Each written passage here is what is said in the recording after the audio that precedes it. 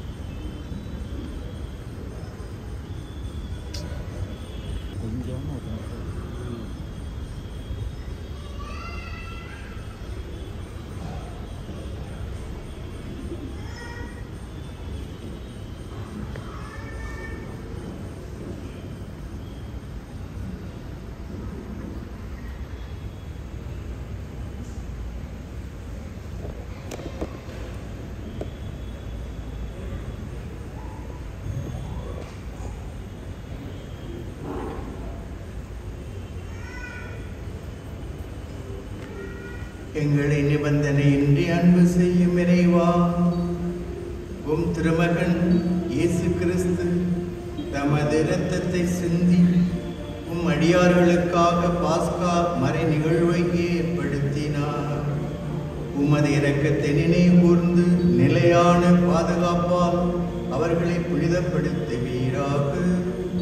என்றென்றும் வாழ்ந்து ஆட்சி செய்கின்ற அவர் வழியாக உம்மை மன்றாடுகின்றோம்.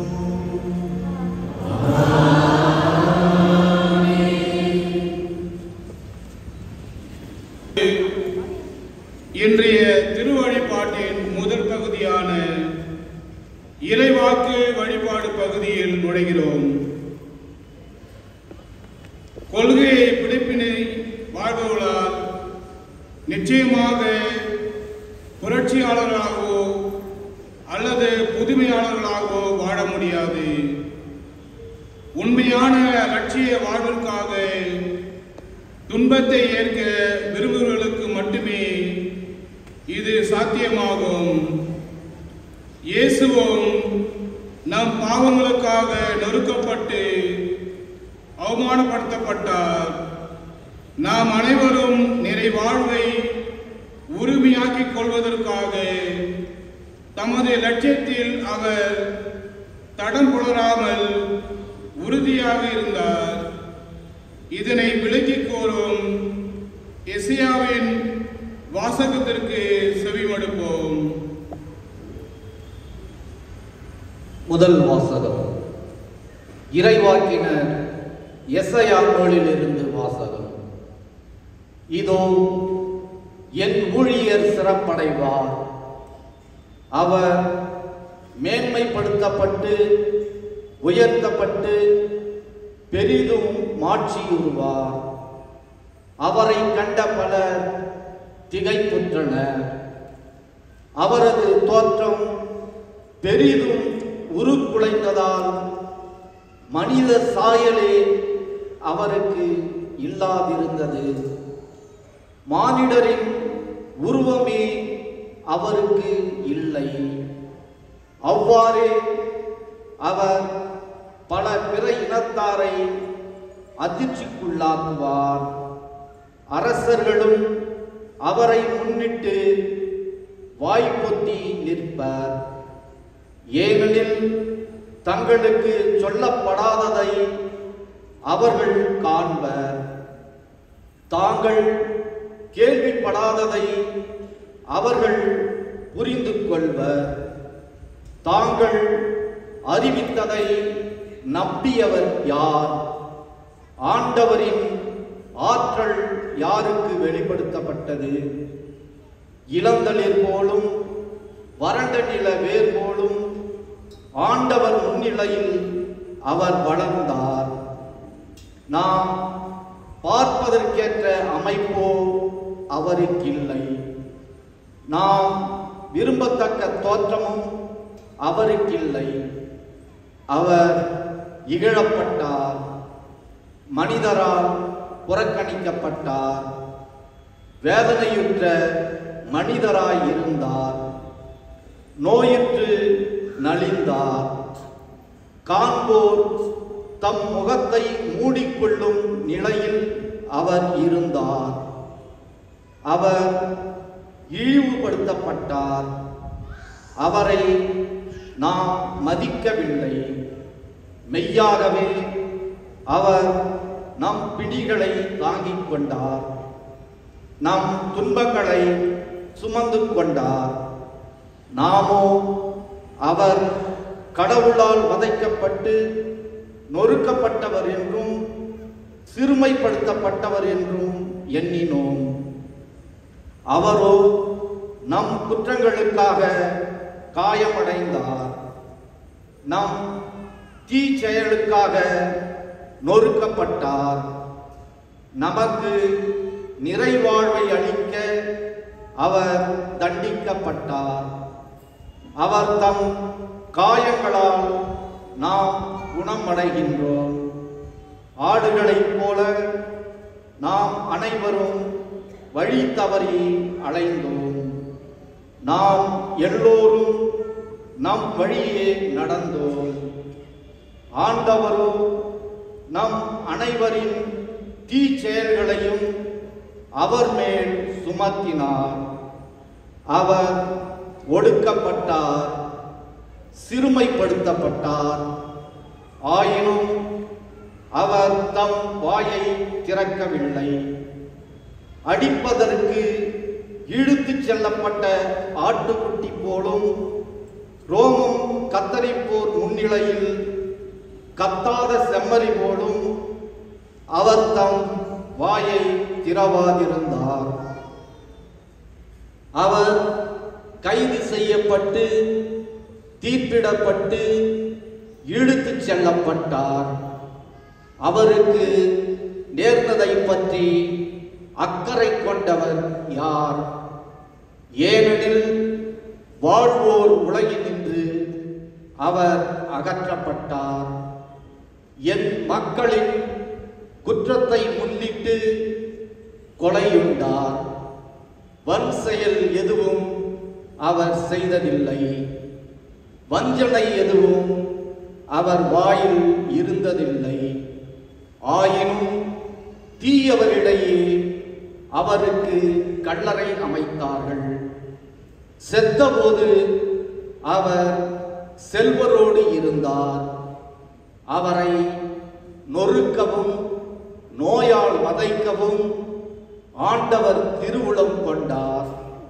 அவர் தம் உயிரை குற்ற நீக்க பலியாக தந்தார். எனவே தம் வழிமரபு கண்டு நீடு வாழ்வார். ஆண்டவரின் திருவுளம் அவர் கையில் சிறப்புறும். அவர் தம் துன்ப வாழ்வின் பயனை கண்டு நிறைவடைவார். நேரியவராகிய என் ஊழியர் தம் அறிவால் பலரை நேர்மையாளாக்குவார். அவர்களின் தீச்செயல்களை தாமே சுமந்து கொள்வார். ஆதலால் நான் அவருக்கு மதிப்பு மிக்கவரிடையே சிறப்பளிப்பேன். அவரும் வலியவரோடு கொள்ளைப் பொருளை பங்கிடுவார். ஏனெனில் அவர் தம்மையே சாவுக்கு கையளித்தார். கொடியவருள் ஒருவராக கருதப்பட்டார். ஆயினும் பலரின் பாவத்தை சுமந்தார். கொடியோருக்காக பரிந்து பேசினார். ஆண்டவர் வழங்கும் அருள்வாக்கு.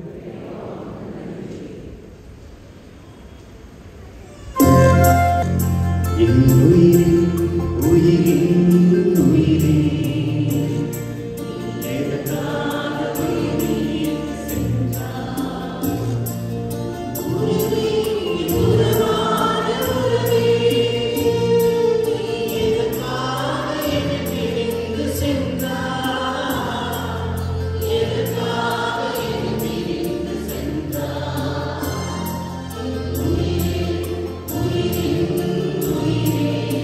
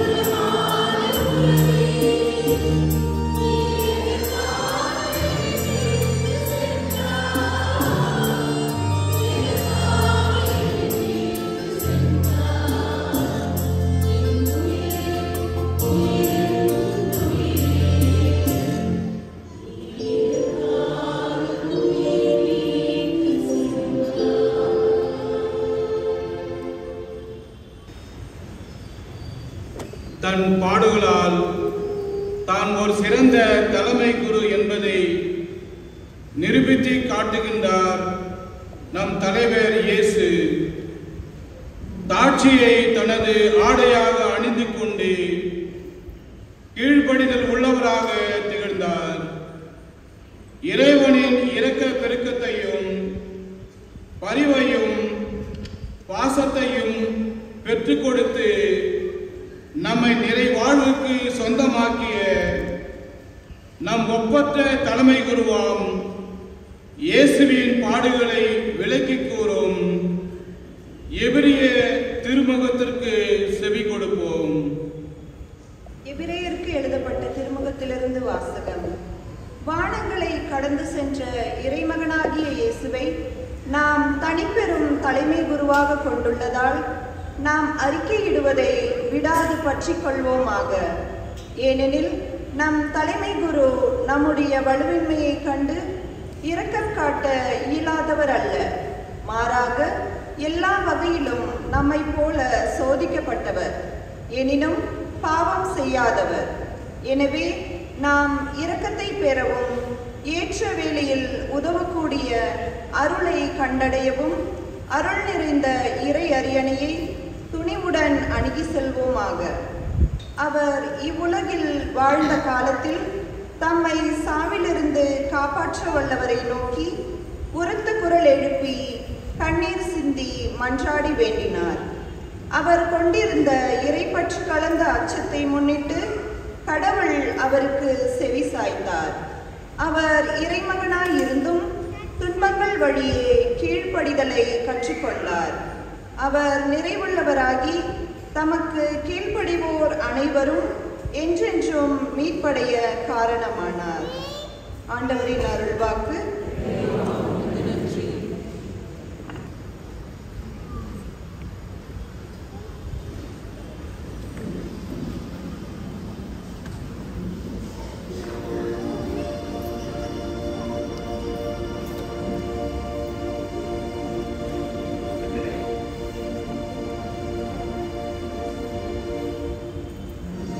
புனித அருளப்பெருள் இயேசு கிறிஸ்துவின் திருப்பாடுகள்.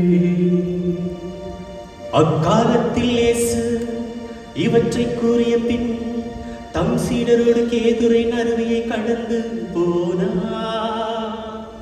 அங்கே ஒரு தோட்டம் இருந்தது.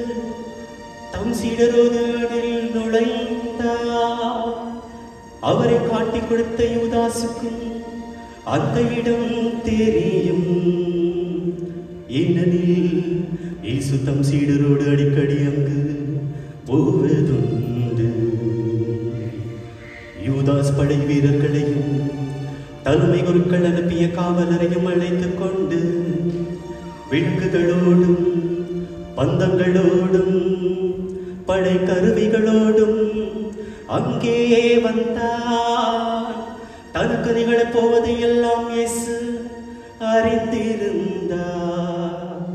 அவர் அவர்களிடம் கேட்டதாவது, நீங்கள் யாரை தேடுகிறீர்கள்? அவர்கள் அவரிடம் சொன்னதாவது,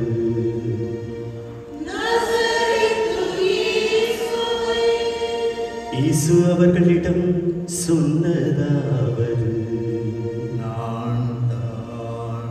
அவரை காட்டிக் கொடுத்த யூதாசுக்கும் அவர்களோடு இருந்தார். இயேசு நான் தான் என்று சொன்னதும் அவர்கள் பின்வாங்கி தரையில் விழுந்தனர்.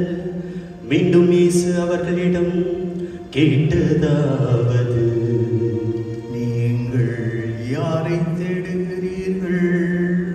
அவர்கள் அவரிடம் சொன்னதாவது,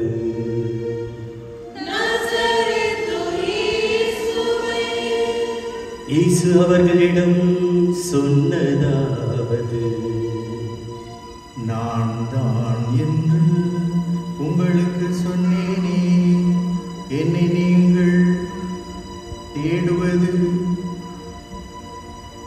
என்று அவர் கூறினார். நீர் என்னிடம் ஒப்படைத்தவர்களில் ஒருவரையும் நான் அறிவுள்ளவில்லை என்று அவர் கூறியது இவ்வாறு நிறைவேறியது. சீமோன் ராயப்பரிடம் ஒரு வாள் இருந்தது. அதை உருவி தலைமை குருவின் ஊழியன் மால்குஸ் என்பவனை தாக்கி அவரது வலக்காதை வெட்டினார். அப்பொழுது இயேசு ராயப்பரை நோக்கி சொன்னதாவது, வாளை உரையில் போடு. தந்தை எனக்கு கொடுத்த கிண்ணத்தை நான் குடிக்காதிருப்பேனோ? பிறகு படை வீரரும் படைத்தலைவனும் யூத காவலரும் இயேசுவை பிடித்து கட்டி முதலில் அன்னாசிடம் கொண்டு போயினர். ஏனெனில் அவ்வாண்டில் தலைமை குருவாயிருந்த கைப்பாசுக்கு அவர் மாமனார். இந்த கைப்பாசுதான் மக்களுக்கு ஒருவன் மீண்டும் இறப்பது நலம் என்று யூதர்களுக்கு ஆலோசனை கூறியவர். சீமோன் ராயப்பரும் வேறொரு சீடரும் இயேசுவை பின்தொடர்ந்து வந்தனர். அந்த சீடர் தலைமை குருவுக்கு அறிமுகமானவராயிருந்ததால் இயேசுவோடு அப்பெரிய குருவின் உச்சத்தில் நுழைந்தார். அப்பொழுது ராயப்பரோ வெளியில் வாயில் அருகே நின்று கொண்டிருந்தார். தலைமை குருவுக்கு அறிமுகமாயிருந்த சீடன் வெளியே சென்று வாயில் காப்பரிடம் சொல்லி ராயப்பரை உள்ளே அழைத்து வந்தார். வாயில் காக்கும் ஊழியக்காரி ராயப்பரை நோக்கி சொன்னதாவது, நீயும் மனிதரின் சீடர்களில் ஒருவன் அல்லவா? அவர் சொன்னதாவது, நான் அல்ல. அப்போது குளிராயிருந்ததா. காவலரும் ஊழியரும் கரையால் நெருப்பு உண்டாக்கி சுற்றி நின்று குளிர் காய்ந்து கொண்டிருந்தனர். தலைமை குரு இயேசுவின் சீடரை பற்றியும் அவருடைய போதனையை பற்றியும் அவரை வினவினார். இயேசு மறுமொழியாக சொன்னதாவது, நான் உலகிற்கு வெளிப்படையாக பேசினேன். ஜபக்கூடங்களிலும் யூதர் அனைவரும் குடிவரும் கோயிலிலும் தான் எப்பொழுதும் போதித்தேன். மறைவாக பேசியது ஒன்றுமில்லை. ஏன் என்னை வினவுகின்றி? அவர்களுக்கு என்ன சொன்னேன் என்று நான் சொன்னதை கேட்டவர்களிடம் விசாரித்து பாரும். நான் கூறியது அவர்களுக்கு தெரியும். இதை கேட்டதும் அங்கு நின்று கொண்டிருந்த ஒருவன் தலைமை குருவுக்கு இப்படியா மறுமொழி கூறுவது என்று சொல்லி இயேசுவை கன்னத்தில் அறைந்தார். அதற்கு இயேசு சொன்னதாவது, நான் பேசியது தவறாயிருந்தால் எது தவறு என்று காட்டு. பேசியது சரியானால் ஏன் என்னை அறைகின்றார்? பின்பு அன்னாஸ் அவரை கட்டுண்டிருந்தவாறே தலைமை குருவாகிய கைப்பாசிடம் அனுப்பினார். சீமோன் ராயப்பர் அங்கு நின்று குளிர் காய்ந்து கொண்டிருந்தார். அங்கிருந்தவர்கள் அவரை பார்த்து கேட்டதாவது,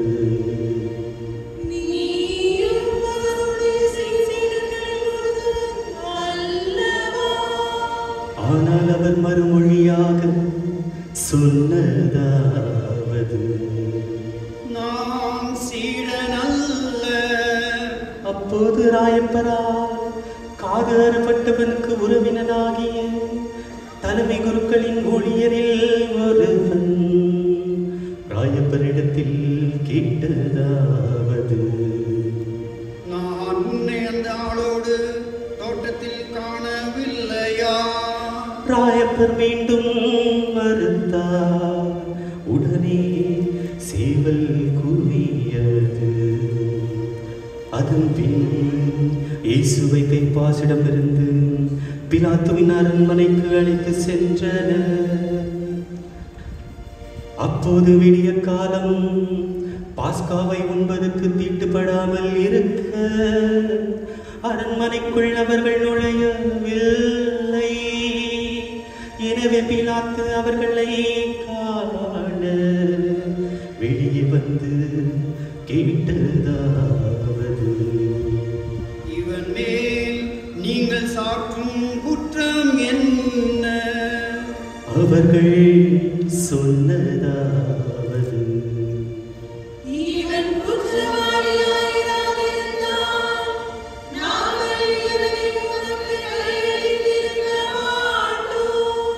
அப்போது பிலாத்து அவர்களிடம் சொன்னதாவது, இவனை கொண்டு போய் உங்கள் சட்டப்படி நீங்களே தீர்ப்பிடுங்கள்.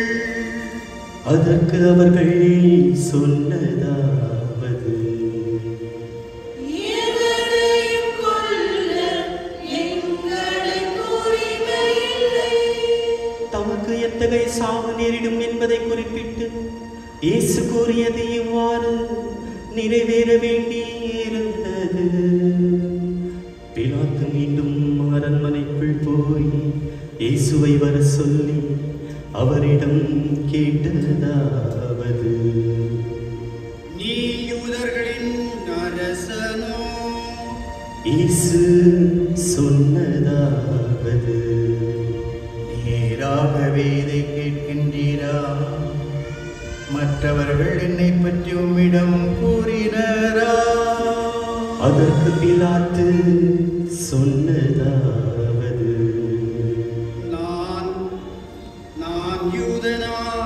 உன் இனத்தாரும் தலைமை குருக்களும் உன்னை என்னிடம் கையளித்தார்களே, நீ என்ன செய்தாய்?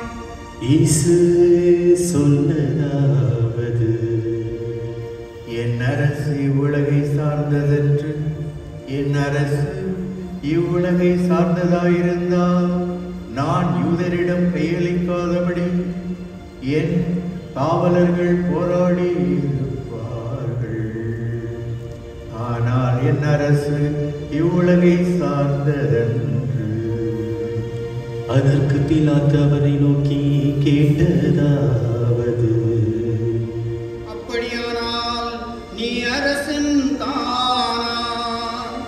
இயேசு சொன்னதாவது, நான் அரசன் என்று நீ சொல்லுகின்றீர். உண்மைக்கு சாட்சியம் கூறுவதே என் அலுவல். இதற்காகவே பிறந்தேன், இதற்காகவே உலகிற்கு வந்தேன். உண்மையை சார்ந்தவன் எவனும் எனது குரலுக்கு செவி சாய்ப்பான். அதற்கு பிலாத்து சொன்னதாவது, உண்மையா? அது என்ன? பிறகு அவன் மீண்டும் வெளியே சென்று யூதரை நோக்கி கேட்டதாவது, அவனிடம் குற்றம் ஒன்றும் காணவில்லை. பாஸ்கா திருவிழாவிலே ஒருவனை உங்களுக்கு விடுதலை செய்யும் வழக்கம் உண்டே. அதன்படி யூதரின் அரசனை நான் விடுதலை செய்வது உங்களுக்கு விருப்பமா? அதற்கு எல்லோரும் உரக்க கூவினார்கள். இவனையெல்லாம் பரபாசை வேண்டும். அந்த பரபாசோ ஒரு கள்வன். பின்பு பிலாத்து இயேசுவை கொண்டு போய் சாட்டையால் அடிக்க செய்தார். மேலும் படைவீரர் முள்ளால் ஒரு முள்முடியை பின்னி அவருடைய தலையில் வைத்து அவருக்கு சிவப்பு போர்வையை உடுத்தினார். பிறகு அருகில் வந்து யூதர் அரசி வாழி. என்று சொல்லிக் கொண்டு அவருடைய கன்னத்தில் அரை மேல் அறை அறைந்தனர். மீண்டும் பிலாத்து வெளியே வந்து மக்களை பார்த்து சொன்னதாவது, இதோ நான் அவனை வெளியே கொண்டு வருகிறேன், அவனிடம் ஒரு குற்றம் ஒன்றும் காணவில்லை என்று அறிந்து கொள்ளுங்கள். ஆகவே இயேசு முள்முடி தாங்கி சிவப்பு போர்வை அணிந்தவராய் வெளியே வந்தார். பிலாத்து அவர்களை நோக்கி சொன்னதாவது, இதோ மனிதன். அவரை கண்டதும் தலைமை குருக்களும் காவலாளர்களும் உரக்க சத்தமாய் கூவினார்கள்.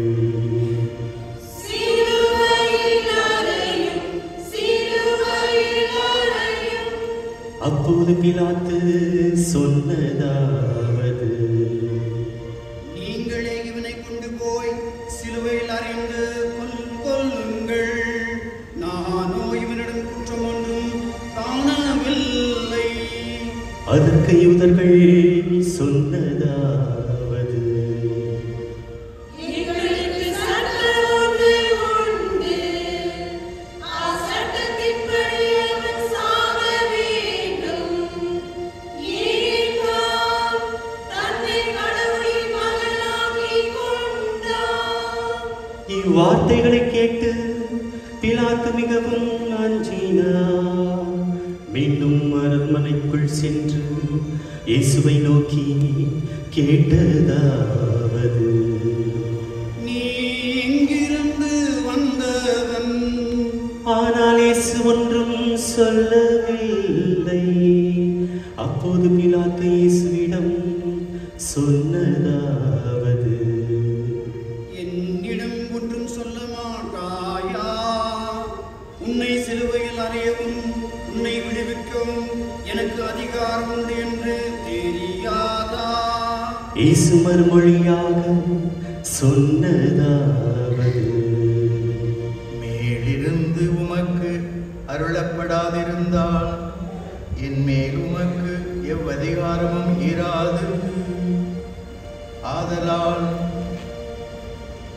என்னை உம்மிடம் கையளித்தவன் தான் பெரிய பாவத்துக்கு உள்ளானான்.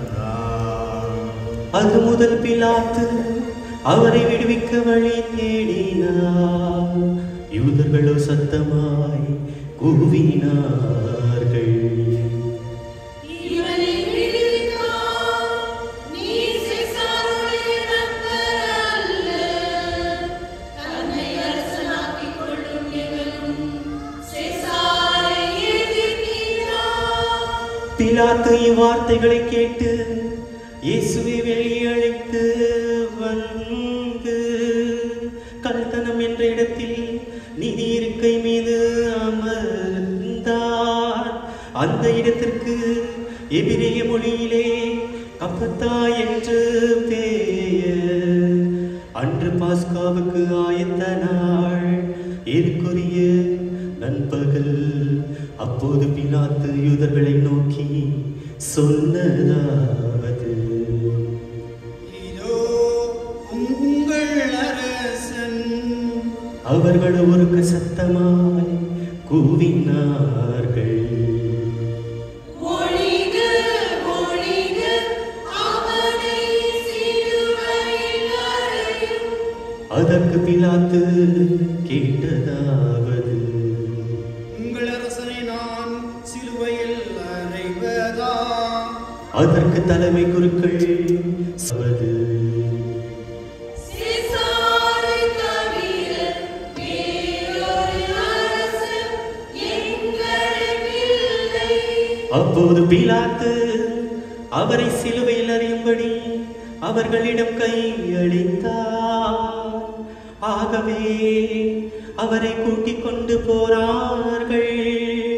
இயேசு சிலுவையை தாமே சுமந்து கொண்டு எபிரேய மொழியிலே கொல்கத்தா எனப்படும் இடத்துக்கு சென்றார். அதற்கு மண்டை ஓடு என்பது பொருள். அங்கே இயேசுவை சிலுவையில் அறைந்தார்கள். அவரோடு வேறு இருவரையும் இரு பக்கங்களிலும் இயேசுவை நடுவிலுமாக அறைந்தார்கள். பிலாத்து அறிக்கை ஒன்றை எழுதி சிலுவையில் பொறுத்த செய்தார். நசரேத்தூர் இயேசு யூதரின் அரசன் என்று அதில் எழுதியிருந்தது. இயேசுவை சிலுவையில் அறைந்த இடம் நகருக்கு அருகில் இருந்ததா. யூதர் பலர் அவரிக்கையை படித்தார்கள். எபிரேயம், கிரேக்கம், லத்தீன் ஆகிய மொழிகளில் எழுதியிருந்தது. யூதரின் தலைமை குருக்கள் பிலாத்துவிடம் சென்று கேட்டதாவது: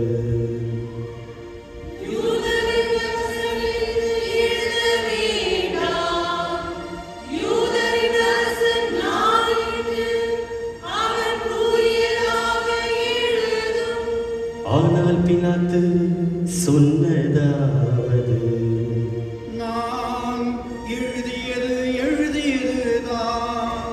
அவரை சிலுவையில் அறைந்த பின் படை வீரர் அவருடைய உடைகளை 4 பாகமாக பிரித்து ஆளுக்கு ஒன்று எடுத்துக்கொண்டனர்.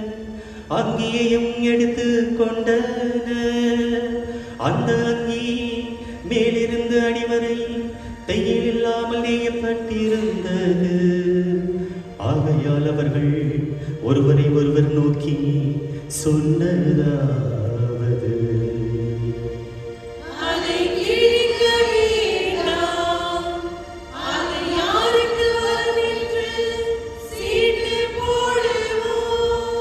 இந்நாடுகளை தங்களுக்குள் பகிர்ந்து கொண்டார்கள், என்னுடைய மீது சீட்டு போட்டார்கள் என்று எழுதிய மறைநூல் வாக்கு இவ்வாறு நிறைவேறியது. அப்போது இயேசுவின் சிலுவை அருகில் அவருடைய தாயும் தாயின் சகோதரியும் கிளேபாவின் மனைவியுமான மரியாளும் மதலேன் மரியாளும் நின்று கொண்டிருந்தார்கள். இயேசு தம் தாயையும் அவர் அருகே தாம் அன்பு செய்த சீடரையும் கண்டு தம் தாயை நோக்கி சொன்னதாவது: அம்மா, இதோ உன் மகன். பின் தன் சீடரை நோக்கி சொன்னதாவது: இதோ உன் தாய். அந்நேரம் முதல் அந்த சீடர் அவரை தம் வீட்டில் ஏற்றுக்கொண்டார். பின்பு எல்லாம் நிறைவேறியது என்று அறிந்த இயேசு மறைநூல் நிறைவேறும்படி சொன்னதாவது: தாகமாக இருக்கிறது. அங்கே ஒரு பாத்திரம் நிறைய காடி இருந்தது. அதை கடற்காளானை தோய்த்து ஈசோப்பில் பொருத்தி அதை உயர்த்தி அவரது வாயில் வைத்தார்கள். காடியை சுவைத்த பின் இயேசு சொன்னதாவது: எல்லாம் நிறைவேறிற்று. பிறகு தலை சாய்த்து ஆவியை கையளித்தார். சிறிது நேரம் மௌனமாக முழந்தாமிடுவோம்.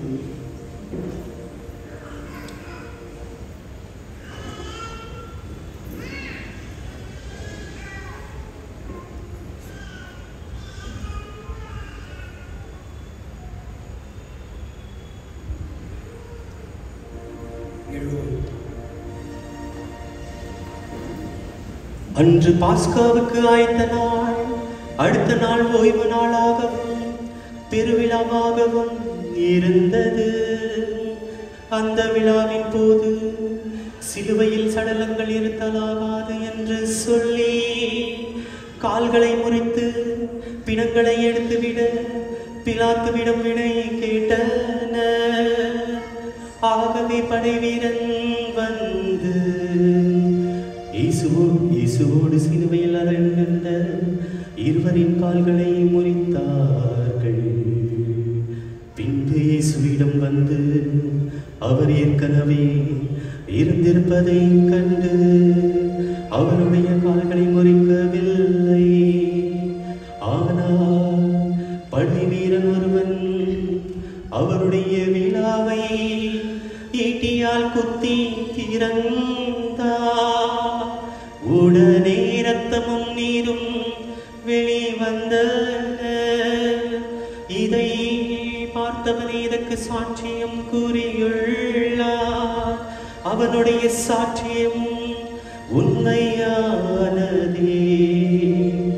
தான் கூறுவது உண்மை என்று அவனுக்கு தெரியும். எனவே நீங்களும் விசுவாசம் கொள்வீர்களாக. என்னுடைய எலும்புகளில் ஒன்றும் முறிப்படாது என்று எழுதியுள்ள மறைநூல் வாக்கு நிறைவேறுவதற்கு இவ்வாறு நிகழ்ந்தது. மீண்டும் தாங்கள் உடனே குத்தியவரை நோக்குவர் என்பது மறைநூலில் வேறொரு வாக்கு. அங்கே அறிவித்தையாவூர் சூசை என்பவர் ஒருவர் இருந்தார். அவரும் இயேசுவின் சீடர். ஆனால் யூதர்களுக்கு அஞ்சி அதை காட்டிக்கொள்ளவில்லை. மேற் சொன்ன நிகழ்ச்சிகளுக்கு பின் அவர் இயேசுவின் சடலத்தை எடுத்து வீட பிலாத்துவிடம் விடை கேட்டார். பிலாத்து விடையளித்த பின் அவர் இயேசுவின் சடலத்தை எடுத்தார். முன்பொரு நாளிரவில் இயேசுவை பார்க்க போன நிக்கோதேமிஸ் கூட அங்கே வந்தார். அவர் வெள்ளை போலமும் அகில் தோலும் கலந்த 100 ராத்தால் கொண்டு வந்தார். இயேசுவின் சடலத்தை எடுத்து யூதரின் நடிக்க முறைப்படி பரிமள தைலங்களுடன் துணிகளில் சுற்றி கட்டினார்கள். அவர் இயேசுவின் அவருடைய இடத்தில் தோட்டம் ஒன்று இருந்தது. அந்த தோட்டத்தில் புது கல்லறை ஒன்று இருந்தது. அதில் யாரையும் அதுவரை வைத்ததில்லை. அருகிலேயே அந்த கல்லறை இருந்ததாலும் அன்று யூதரின் பாஸ்காவுக்கு ஆய்த்த நாளானதாலும் இயேசுவை அதில் வைத்தார்கள்.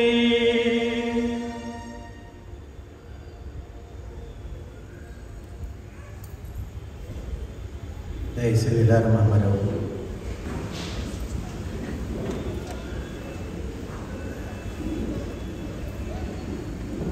பிதாவே, இவர்கள் செய்வது என்னதென்று இவர்களுக்கு தெரியவில்லை. இவர்கள் பாவங்களை மன்னியும். அருமையான சகோதர சகோதரிகளே, குழந்தைகளே, ஒரு ஊரிலே ஒரு அழகான பச்சை கிளி ஒன்று வாழ்ந்து வந்தது. அது நடந்தால் நடை அழகு, பேசினால் பேச்சழகு, சிரித்தால் சிரிப்பழகு.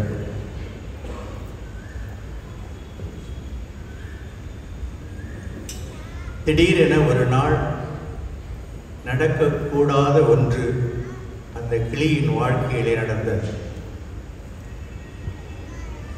கழுகு கூட்டம் ஒன்று அந்த கிளியை சுற்றி வளைத்தது.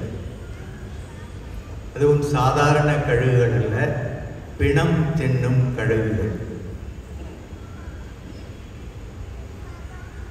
எந்தவித காரணமின்றி அந்த கிளியை அந்த கழுகுகள் கொத்தி கொண்டன. பிறகு அந்த கிளியை கல்வாரி மலைக்கு தூக்கிச் சென்று சிலுவையிலே அறைந்தன.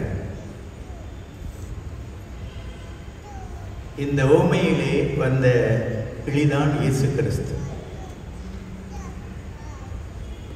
இந்த உலகத்தில் பிறந்த மனிதர்களுக்குள் ஒரே ஒரு மனிதன்தான் இந்த உலக மக்களை பார்த்து யோவான் 8:46 யோவான் 8:46 உங்களில் யார் என் மீது குற்றம் கண்டுபிடிக்க முடியும் என்று கேட்டது. அவர்தான் இயேசு. எந்த குற்றமும் அவர் மீது இல்லை. இன்றைய 2வது வாசகத்தில் கூட நாம் படிக்க கேட்டோம், எல்லா விதத்திலும் அவர் சோதிக்கப்பட்டார். எபிரேயர் இயல் 4 இறைவாக்கியம் 15, எல்லா விதத்திலும், ஆனால் பாவம் செய்யவில்லை. எந்த பாவத்தையும் அவர் செய்யவில்லை, எந்த குற்றத்தையும் அவர் புரியவில்லை. ஒன்றே குலம் ஒருவனே தேவன் என்று சொன்னாரே, அது குற்றமா? கடவுளையும் வணங்கு மனிதனையும் வணங்கு என்று சொன்னாரே, அது குற்றமா? 3 நாள்கள் கல்லறையில் இருந்த பிறகு நான் உயிர்த்தெழுவேன் என்று சொன்னாரே, அது குற்றமா? 4 நாள்கள் கல்லறையில் இருந்த லாசரை பார்த்து வெளியே வா என்று சொன்னாரே, அது குற்றமா? 5 அப்பங்களையும் 2 மீன்களையும் கொண்டு 5000 பேருக்கு உணவளித்தாரே, அது குற்றமா? 6 கச்சாடிகள் நிறைய தண்ணீரை நிரப்பி அந்த தண்ணீரை திராட்சரசமாக மாற்றினாரே, அது குற்றமா? 7 பேய்களை மகதலா மரியா என்னும் பெண்ணிடமிருந்து ஓட்டினாரே, அது குற்றமா? 8 பாக்கியங்களை கொடுத்தாரே உலக மக்களுக்கு, அது குற்றமா? நான் 10 பேரை குணமாக்கினேனே, 9 பேர் எங்கே என்று கேட்டாரே, அது குற்றமா? இல்லை, 10 கட்டளைகளும் ஒரே கட்டளைக்குள் அடங்கும், அதுதான் அன்பு, ஒருவரை ஒருவர் அன்பு செய்யுங்கள் என்று சொன்னாரே, அது குற்றமா? எதுவுமே குற்றமில்லை, எதுவுமே குற்றமில்லை. குற்றமற்றவரை குற்றவாளியாக்கி, மாசற்றவரை மாசுள்ளவராக்கி, பாவமற்றவரை பாவியாக்கி, 2 திருடர்கள் நடுவிலே ஒரு திருடனைப் போல சிலுவையிலே தொங்கவிட்டிருந்தார். இயேசுவுக்கு முன் சிலுவையில் அறையப்பட்டவர்கள் எல்லாம் என்ன செய்தார்கள் என்பதை கிரேக்க எழுத்தாளன் சிச்சரோ என்பவன் எழுதி வைத்திருக்கிறான். சிலுவையின் துன்பம் தாங்க முடியாமல் சிலுவையிலே தொங்குகின்றவர்கள் முதலில் பிறந்த நாளை திட்டுவார்களாம். நீங்களும் நானும் பிறந்த நாள் விழா கொண்டாடுகிறோம். பிறந்த நாளை அவர்கள் திட்டுவார்களாம். பெற்ற தாயை சபிப்பார்களாம். எதற்காக என்னை இந்த உலகிற்குள் பெற்றெடுத்தாய், இப்படி துன்பரவா என்று சொல்லி பெற்ற தாயை சபிப்பார்களாம். தனக்கு முன்னே நின்று கொண்டிருப்பவர்கள் மீது காரி உமிழ்வார்களாம். இறுதியாக தேவதூஷணம் கக்குவார்களாம். அதை தடுப்பதற்காக சிலுவையிலே தொங்குகின்றவர்கள் நாக்கை பிடித்து இழுத்து நாக்கை அறுத்து விடுவார்களாம். இந்த இயேசுவும் அப்படித்தான் செய்ய போகிறான். இவன் என்ன புதுமை மனிதனா? எது மாதிரியும் இல்லாத புது மாதிரியான மனிதனா? இவன் தாயை பற்றி தெரியாதா? தந்தையை பற்றி தெரியாதா? இன்னும் சிறிது நேரத்தில் இவன் வள்ளியை தாங்க முடியாமல் பிறந்த நாளை திட்டப் போகிறான். பெற்ற தாயை சபிக்கப் போகிறான். நம் மீது காரி உமிழப் போகிறான். தேவதூஷணம் கற்கப் போகிறான். கடவுளை நிந்திக்கப் போகிறான். ஆகவே இவன் நாக்கை பிடித்து இழுத்து அறுத்து விடுவோம் என்று கத்தியோடு காத்திருந்தார்களாம். ஆனால் இயேசுவின் வாயிலிருந்து புறப்பட்ட வார்த்தைகள் இந்த உலகை அடியோடு புரட்டி போட்டது. அவர்கள் கொஞ்சம் கூட இந்த வார்த்தைகளை இயேசுவிடமிருந்து எதிர்பார்க்கவே இல்லை. பிதாவே, இவர்களெல்லாம் அறியாமல் செய்கிறார்கள், இவர்கள் பாவங்களை மன்னியும். அவன் நினைத்திருந்தால் எல்லாரையும் அடியோடு அழித்திருக்கலாம். அவ்வளவு வல்லமையும் சக்தியும் ஆற்றலும் இயேசுவுக்கு இருந்தது. ஆனால் அவர் அப்படி செய்யவில்லை, மன்னித்தார். காரணம் என்ன? அவருக்கு நன்றாக தெரியும் மன்னிப்பிற்கு எவ்வளவு ஆற்றல் இருக்கிறது, எவ்வளவு வல்லமை இருக்கிறது, எவ்வளவு சக்தி இருக்கிறது என்பதை அவர் அறிந்து வைத்திருந்தார், தெரிந்து வைத்திருந்தார், புரிந்து வைத்திருந்தார். அவர் இந்த வார்த்தைகளை உச்சரித்ததும் 2 மாபெரும் பாவிகள் மனம் திரும்புகிறார்கள். யார் யார்? ஒருவன் கொள்ளையடித்தவன், இன்னொருவன் கொலை செய்தவன். மாபெரும் பாவிகள். கொள்ளையடித்தவன் யார்? அந்த திருடன். 2 திருடர்களில் ஒருவன் இவர் குற்றமற்றவர் என்று சொல்லிவிட்டு, நீ வான் வீட்டில் இருக்கும் பொழுது நினைவு கூறும் என்று கூறுகிறார். அவனுக்கு நல்லா தெரிஞ்சிச்சு நம்ம பெரிய பாவி தான், ஆனால் பாவ மன்னிப்பு கேட்டால் இந்த இயேசு மறுக்க மாட்டார் என்று சொல்லி கேட்டால், ஒரு திருடன் தான் முதலில் மோட்சத்திற்குள் நுழைந்தது. புல்டன் ஷீன் என்னும் ஆண்டவர் கூறுவார், சரியான ஆளை பார்த்துத்தான் ஆண்டவர் மோட்சத்திற்கு அனுப்பியிருக்கிறார். அவன் அங்கே செல்லும் வரை மோட்சம் பூட்டப்பட்டிருந்தது. அந்த பூட்டை உடைப்பதற்கு தகுதியான ஆளைத்தான் இயேசு அங்கே அனுப்பினார் என்று கூறுவார். திருடன் தான் உள்ளே நுழைந்தான். அவன் மனமாறிவிட்டான். அந்த வார்த்தைகள் அவன் இதயத்தை நொறுக்கிவிட்டது. இரண்டாவதாக 100 பேரை அழைத்துக் கொண்டு வந்திருந்தான் இயேசுவை சிலுவையில் அறைவதற்காக. 100 தலைவர். அவன் என்ன பார்த்துக்கிட்டே இருக்கிறாங்க. இவர் பேசினார், இவர் போதித்தார், அதை சாதித்து காட்டுகிறாரா என்று பார்ப்போம் என்று காத்திருந்தான். கடைசியா பிதாவே இவர்கள் அறியாமல் செய்கிறார், பாவங்களை மன்னியும் என்று சொன்னவுடன் மனமாறுகிறான். என்ன சொன்னா, நீ உண்மையிலேயே நீதிமான் தான் என்று கூறினான். அவ்வளவு வல்லமை இருக்குங்க, அவ்வளவு ஆற்றல் இருக்கிறது, அவ்வளவு சக்தி இருக்கிறது. நம்முடைய மன்னிப்பு நம்முடைய எதிரிகளின் மனதை நொறுக்கிவிடும், ஒன்றுமில்லாமல் ஆக்கிவிடும், அவர்கள் மனதை மாற்றிவிடும். என்னுடைய வாழ்க்கையிலே நடந்த ஒரு நிகழ்வை உங்களுக்கு சுட்டி காட்டுகிறேன். வேளாங்கண்ணியிலே நான் பணியாற்றி வந்த பொழுது மே மாதம் 31ஆம் தேதி அன்றுதான் ஒரு அழகான நாடகத்தை நடத்தோம். முதல் நாள் ஒத்திகை நடக்கிறது. அந்த நாடகத்திலே நடிக்க இருந்த இளைஞர்களில் ஒருவன் குடித்து விட்டு வந்தான். வசனம் பேசுகிறான், சரியாக பேசவில்லை. நீ ஒத்திகையில் கலந்து கொள்ளாதே, அங்கே போய் உட்கார் என்றேன். ஒத்திகை முடிந்தது. எல்லாரையும் அமரச் செய்து நான் சொன்னேன், இவன் ஒரு குற்றவாளி, இவனுக்கு ஏதாவது ஒரு சிறிய தண்டனையாவது கொடுக்க வேண்டும். அப்படி கொடுக்கவில்லை என்றால் என்னை பற்றி ஊரென்று சொல்லும், உலகென்று சொல்லும். இவருக்கு இளைஞர்களின் ஒழுக்கம் முக்கியமல்ல, நாடகம்தான் முக்கியம் என்று சொல்லும். ஏதாவது ஒரு சிறிய தண்டனையை கொடுப்போம் என்றேன். அப்பொழுது இந்த இளைஞர் சொன்னார்கள், வேண்டாம், அது நாங்கள் இளைஞர்கள்லாம் அப்படி தான் இருப்போம், மன்னித்து விடுங்கள். நான் முடியாது என்றேன். கடைசியாக ஒரு இளைஞர் இந்த கேள்வியை கேட்டான், ஏன் ஃபாதர், நீங்கள் போதிப்பதோடு நிறுத்திக் கொள்வீர்கள், சாதிக்க மாட்டீர்கள்? புரியலையப்பா, எத்தனை முறை நீங்கள் வேடத்தில் இருந்து எங்களுக்கு அறிவுரை கூறியிருக்கிறீர்கள். உங்களுக்கு எதிராக ஒருவர் குற்றம் செய்யும் பொழுது 7 முறை அல்ல 70 முறை மன்னிக்க வேண்டும் என்று நீங்கள் தானே எங்களுக்கு புத்திமதி சொல்கிறீர்கள். அதை பின்பற்றக்கூடாதா நீங்கள்? அதற்கு மேல் நான் எதுவுமே பேசவில்லை. எல்லோரும் எழுந்து வீட்டுக்கு போங்கள் என்று சொல்லிவிட்டேன். அன்று இரவு முழுவதும் நான் உறங்கவில்லை. தூத்து விட்டேனோ, நான் கோழையாகிவிட்டேனோ, ஊரென்ன சொல்லும், உலகென்ன சொல்லும் என்பதை நினைத்து நான் பயந்து விட்டேனோ, இரவு முழுவதும் தூங்கவில்லை. காலையில் மணி 4 இருக்கும். யாரோ கதவை தட்டினார்கள். அந்த இளைஞன் தான், குடித்து விட்டு வந்த அதே இளைஞன். என்னப்பா அந்த நேரத்தில் இங்கே வந்திருக்க என்று கேட்டேன். அதற்கு அவன் சொன்னான், ஃபாதர், நேற்று நான் காத்து கொண்டே இருந்தேன்.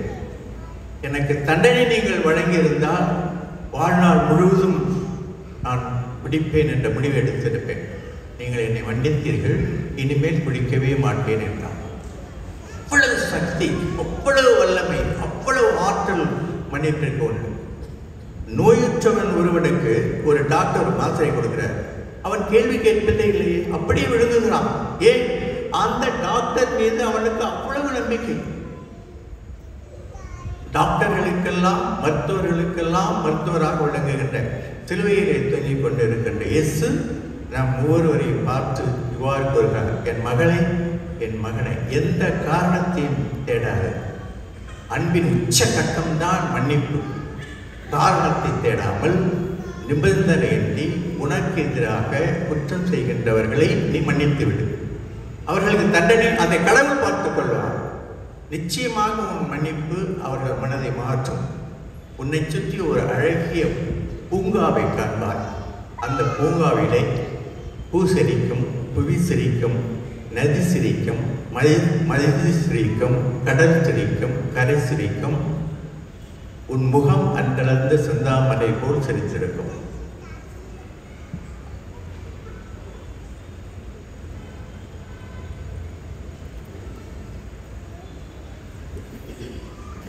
இப்பொழுது எல்லோரும் எழுந்து நின்று பொது மன்றாட்டிற்காக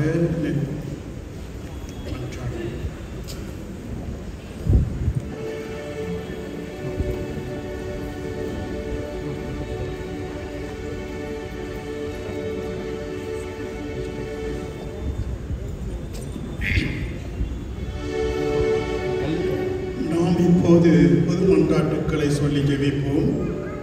திரு அவைக்காக என துவங்கி பல்வேறு தேவைகளுக்காக மன்றாட்டுக்கள் சொல்லப்படும். கடவுளின் அன்பில் மிகுந்த நம்பிக்கையும் பற்றும் கொண்டவர்களாக நாம் அவரது இரக்கத்தையும் அருளையும் இறைஞ்சி மன்றாடுவோம்.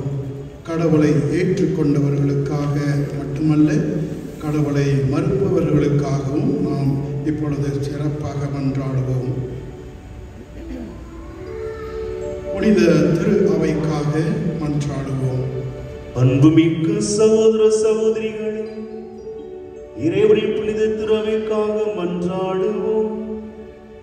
நம் இறைவனும் ஆண்டவருமானவர் உலகெங்கும் திரு அவைக்கு அமைதியும் ஒற்றுமையும் பாதுகாப்பும் அளித்து காக்க வேண்டும் எனவும், நாம் கலக்கமின்றி அமைதியான வாழ்வு நடத்தி எல்லா வல்ல இறை தந்தை மாட்சிப்படுத்த நமக்கு அருள் புரிய வேண்டும் எனவும் மன்றாடுவோமாக. ஆண்டவரே, எங்கள் மன்றாட்டை கேட்டருளும். என்றென்றும் உள்ள எல்லா நாளிலும் முழங்கால் படியிடுவோமாக.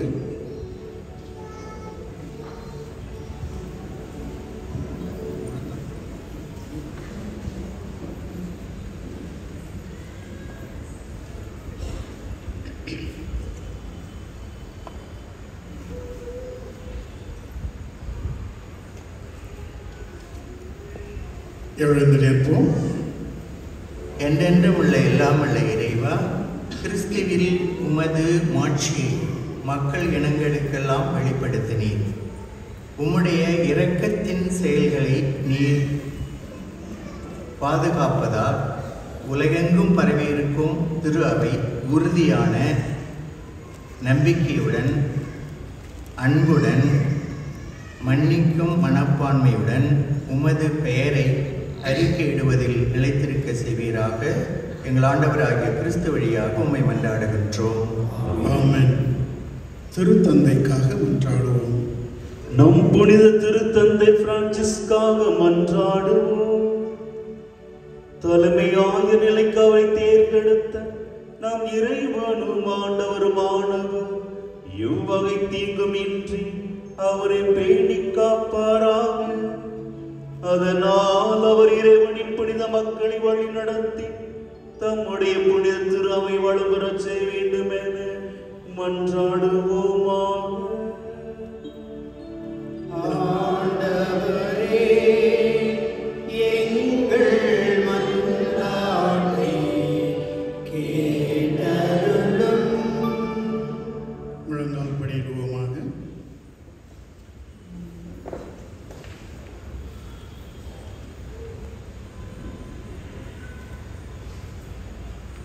எழுந்து நிற்போம். என்றென்றும் உள்ள எல்லாம் உள்ள இறைவா, உமது திட்டப்படியே அனைத்தும் அமைக்கப்பட்டுள்ளன. இதனால் உமது அதிகாரத்தால் ஆளப்படும் கிறிஸ்துவ மக்களாகிய எங்கள் வேண்டலை பரிவு இரக்கத்துடன் கண்ணோக்கி அருளும். திருத்தந்தையின் தலைமையின் கீழ் நாங்கள் நம்பிக்கையில் வளரும்படி அவரை பரிவுடன் காத்துள்வீராக. எங்கள் ஆண்டவராகிய கிறிஸ்து வழியாக உம்மை மன்றாடுகின்றோம். திருநிலை பணியாளர்கள், நம்பிக்கையாளர்களும் பல்வேறு நிலையில் உள்ளவர்கள் ஆகிய அனைவருக்காக மன்றாடுவோம். நம் பேராயர் பீட்டர், துணை ஆயர்கள் சதீஷ் சுசேநாதன் ஆகியோருக்காகவும், திரு அவையில் உள்ள எல்லாயர்கள், அருள் பணியாளர்கள், திரு தொண்டர்கள், நம்பிக்கையாளர் ஆகிய அனைவருக்காகவும் மன்றாடுவோமாக.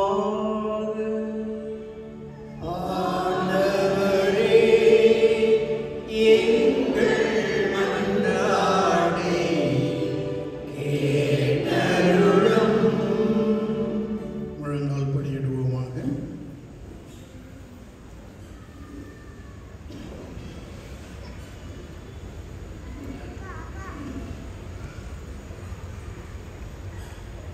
எழுந்து நிற்போம். என்றென்றும் உள்ள எல்லாம் அல்ல இறைவா, உம்முடைய ஆவியாரால் திரு அவை முழுவதும் அர்ச்சிக்க பெற்று ஆளப்படுகின்றது. உம்முடைய திருநிலை பணியாளர்கள் அனைவருக்காகவும் நாங்கள் செய்யும் வேண்டலை கேட்டருளும். இதனால் எல்லா நிலையினரும் உமது அருட்கொடையால் அன்பால் மன்னிப்பால் உமக்கு உண்மையுடன் ஊழியம் புரிவார்களாக. எங்கள் ஆண்டவராகிய கிறிஸ்து வழியாக உம்மை மன்றாடுகின்றோம். ஆமென். கிறிஸ்தவ புகுமுக நிலையினருக்காக மன்றாடுவோம். கிறிஸ்துவ புகுமுக நிலையினருக்காகவும் மன்றாடுவோம். அதனால் நம் இறைவனும் ஆண்டவருமானவர் தமது இரக்கத்தை பொழிந்து அவருடைய இதயங்களின் செவிகளை திறந்து விடுவாராக. இவ்வாறு அவர்கள் புது பிறப்பளிக்கும் திருமுழுக்கினார் தங்கள் பாவங்களுக்கெல்லாம் மன்னிப்பு அடைந்து நம் ஆண்டவர் இயேசு கிறிஸ்துவோடு ஒன்றிணைய வேண்டும் என மன்றாடுவோமா.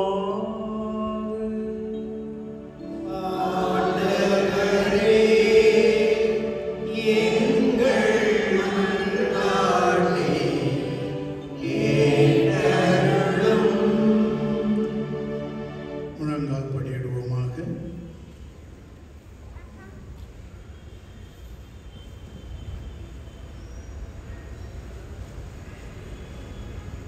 எழுந்து நிற்போம்.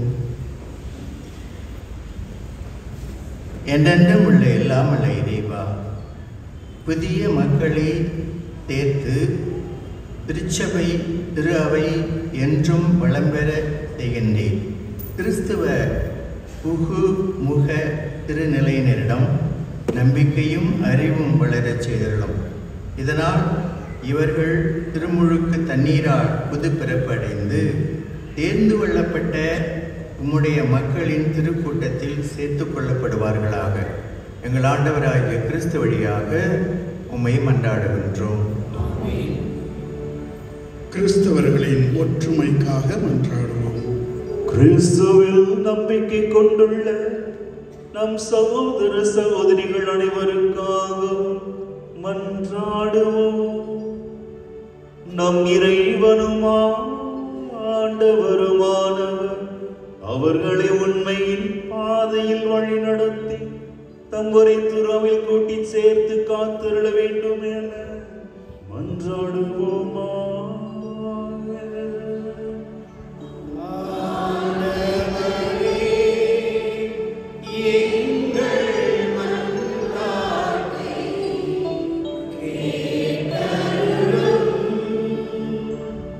முழங்கால் படியிடுவோமாக.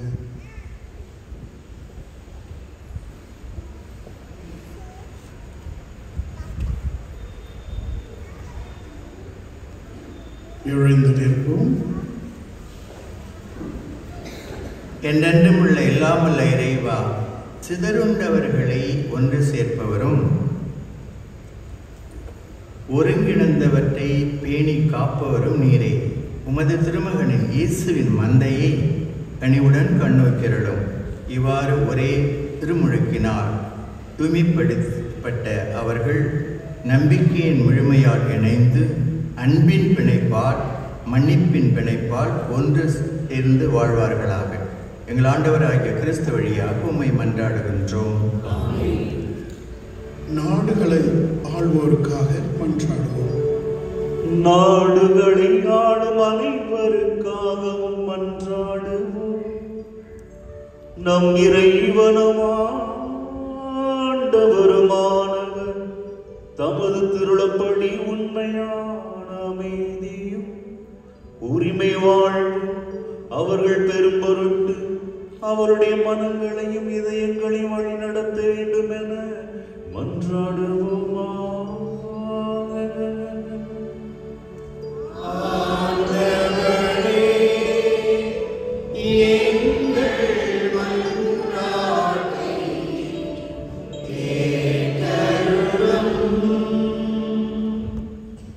முழங்கால் படியிடுவோம்.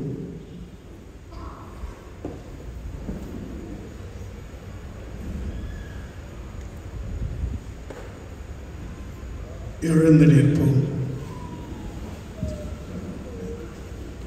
என்றும் வாழும் எல்லாம் வல்ல இறைவா, மனிதரின் இதயங்களும் அவர்களின் உரிமைகளும் கையில் உள்ளன.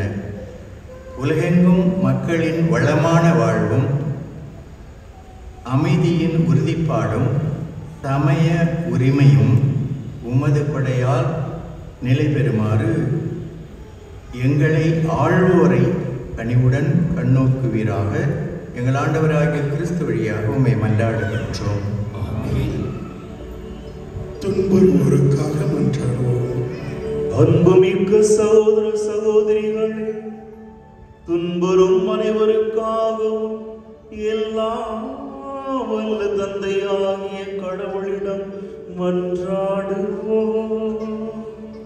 தவறுகள் அனைத்திலிருந்தும் உலகை தூய்மைப்படுத்தவும், பிணிகள் நீங்கி பஞ்சம் ஒழியவும், சிறைகள் திறக்கப்பட்டு தலைகள் தகர்க்கப்படவும், வழிபோக்க பாதுகாப்பு பெறவும், பயணம் செய்வோர் நலமாக வீடு திரும்பவும், நோயுற்றோ நலம் பெறவும், இறக்கின்றவர்கள் மீட்பு பெற வேண்டும் என மன்றாடுவோமா.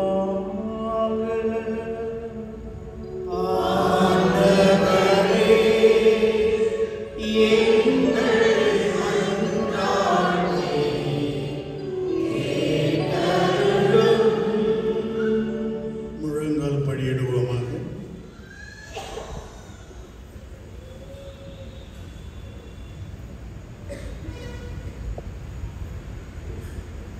எழுந்து நிற்போம். என்றும் வாழும் எல்லாமல்ல இறைவா,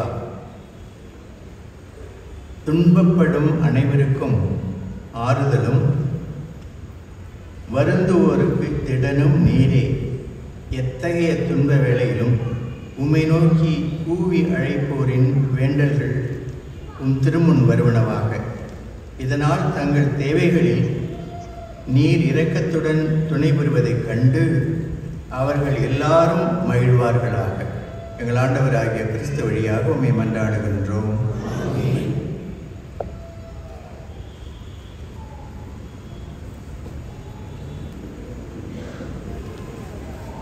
திருச்சிலுவை ஆராதனை தொடங்குகிறது. சிலுவை இது குற்றவாளிகளுக்கு மரண தண்டனை விதிக்கப்படும் அவமான சின்னம். ஆனால் கிறிஸ்துவின் இறப்பு இச்சிலுவையை மகிமைப்படுத்தி இதனை திருச்சிலுவையாக மாற்றியது. இதனால் சிலுவையானது புனிதப்படுத்தப்படுகிறது. கயவர்களால் துன்பத்துக்குள்ளாகப்பட்ட தனது கடைசி நேரத்திலும் தன்னை தண்டித்தவர்களை மன்னித்த மாமனிதர் இயேசு இதோ சிலுவையில் உயிர் விட்டார். இயேசு இன்று நம்மை பார்த்து அழைப்பு விடுவிக்கின்றார். என் அன்பு மகனே, மகளே, எனது பாதங்களில் முத்தமிட வருகின்ற நீ எத்தகைய முத்தம் கொடுக்க போகிறாய்? அன்று யூதாசு கொடுத்த துரோக முத்தமா, அல்லது அன்று சிமியோன் வீட்டில் எனது பாதத்தை துடைத்து முத்தம் கொடுத்து தனது பாவங்களுக்காக அழுத அந்த பெண் கொடுத்த அன்பு முத்தத்தையா கொடுக்க போகிறாய்? நீ எனக்கு எந்த முத்தம் கொடுக்க போகிறாய்?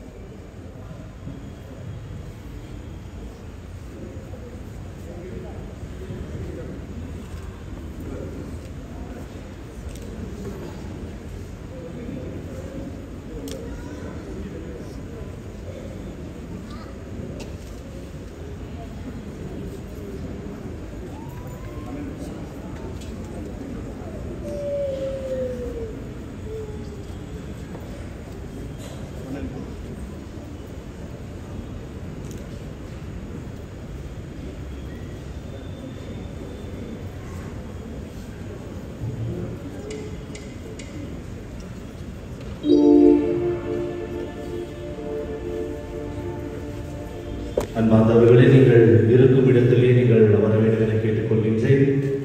திருச்சிலுவையானது 10 இடங்களில் வைக்கப்படும். குருக்கள் மற்றும் அரசகோதரிகள் எடுத்து வருவார்கள். நீங்கள் அனைவரும் ஒரு வரிசை வரிசையில் வந்து திருசிலுவை முத்தமிட வேண்டும் என கேட்டுக்கொள்கின்றோம்.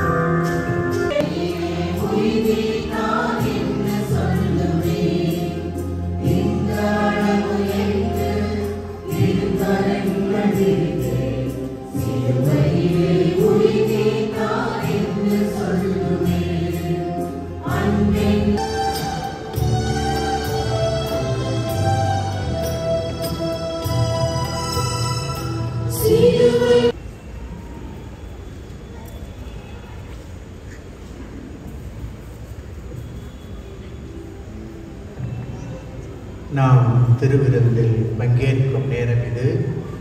எல்லாரும் எழுந்து நிற்போம்.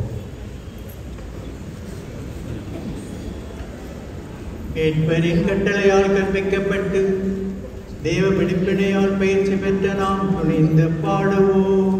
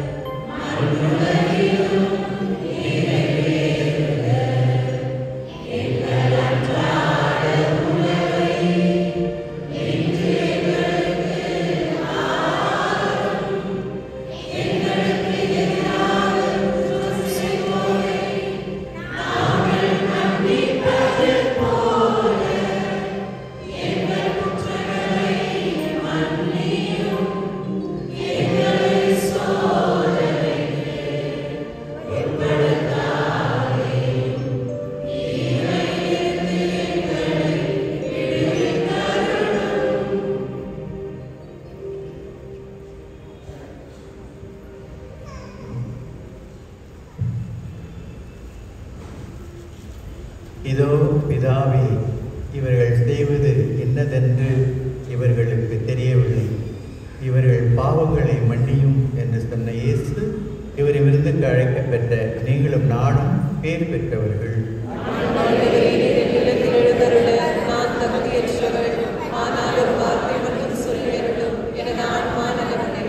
கிறிஸ்துவின் திருவுடல் நம் அனைவரையும் தூய ஆவியாரின் வரங்களாலும் கனிகளாலும் நிரப்பப்பட்ட வாழ்வுக்கு அழைத்துச் செல்வதாக.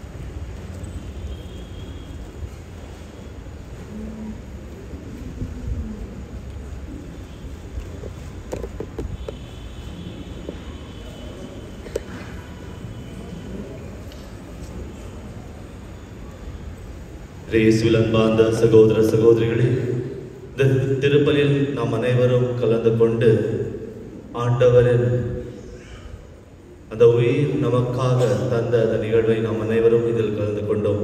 இந்த சடங்கானது நம் அனைவரின் குடும்பத்தில் நடக்கும் ஒரு சடங்காக இருக்கின்றது. ஒரு நபர் இறந்த பிறகு அந்த துக்கமானது நம் அனைவரின் உள்ளத்தில் இருக்கின்றது. இன்று நாம் ஆண்டவரின் இறப்பை நாம் தியானித்தோம்.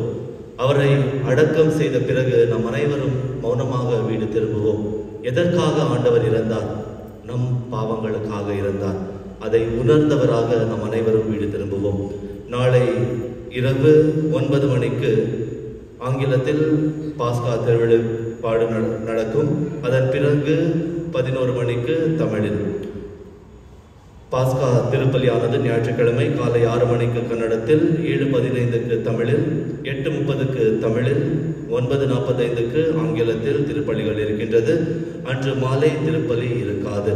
அன்பார்ந்தவர்களே, உங்கள் வாகனங்களை கத்தீட்ரல் ஸ்கூல் கேம்பஸில் நீங்கள் வைக்க வேண்டும் என கேட்டுக்கொள்கின்றோம். எந்த வாகனமும் நமது ஆலயத்திற்குள் அனுமதி பெறாது. அதனால் அனைவரும் உங்கள் வாகனங்களை கத்தீட்ரல் ஸ்கூல் கேம்பஸில் வைக்க வேண்டும் என கேட்டுக்கொள்கின்றோம். கடைசி ஜெபம் முடிந்த பிறகு நாம் அனைவரும் ஸ்கூல் கிரவுண்டிற்கு செல்வோம். அங்கு ஆண்டவரின் திருவுடலின் வடிவத்தில் இருக்கும் அந்த சுரூபத்தை ஒரு நாடக வழியாக சிலுவையிலிருந்து இறக்கிய பிறகு ஒரு சிறிய ஊர்வலம் நமது ஸ்கூல் கிரவுண்டிலிருந்து குருக்கள் கல்லறை வரையில் அந்த சிறிய ஊர்வலம் இருக்கின்றது. நாம் அனைவரும் இதில் பக்தியோடு கலந்து கொள்வோம். அது முடிந்த பிறகு அனைவரும் வீடு திரும்பும் போது மௌனமாக நாம் வீடு திரும்புவோம்.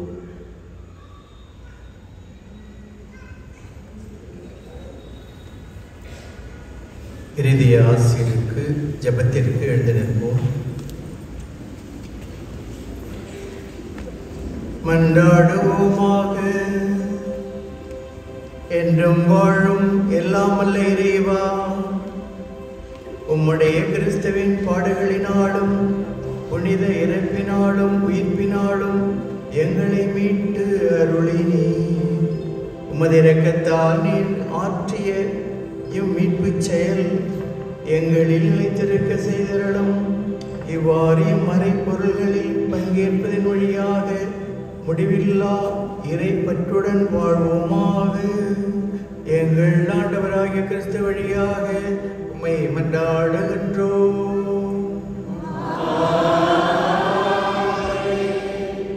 ஆண்டவரே, தங்களது உயிர்ப்பின் நம்பிக்கையில் உம் திருமகனின் சாவை மன்னிப்பை நினைவு கூர்ந்துள்ள உம் மக்கள் மீது உமது ஆசி நிறைவாய் இறங்கிட உம்மை வேண்டுகின்றோம். அவர்களுக்கு மன்னிப்பு கிடைப்பதாக. அவர்கள் மன்னிப்பு வாழ்வு வாழ அவர்களுக்கு வேண்டிய அருளை அவர்கள் பெற்றுக்கொள்வார்களாக. அவர்கள் ஆறுதல் அடைவார்களாக. புனித நம்பிக்கை வளர்வதாக. நிலையான மீட்பு உறுதி பெறுவதாக. எங்கள் ஆண்டவராகிய கிறிஸ்து வழியாக உம்மை மன்றாடுகின்றோம். ஆமென்.